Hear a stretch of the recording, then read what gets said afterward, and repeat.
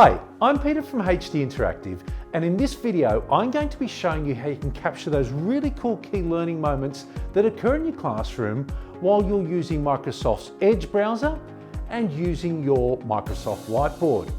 Now, unlike a traditional whiteboard where once you've captured the moment, you've talked about it, you move on, it's gone. Using Microsoft's Edge browser, you're able to capture moments that might be occurring in a video or on a web page. Just by using the web capture, you can drag across, capture your area, and you're able to do a few things with that. You can do a markup capture so you can draw on it and share it immediately, or what I like to do is copy it and paste it into a board that I may have already pre-prepared, like my science word wall here. All I can do then is paste that image and it's there ready to go on my board to capture all the learning moments using my markup tools and then refer back to that after we've moved on for that lesson.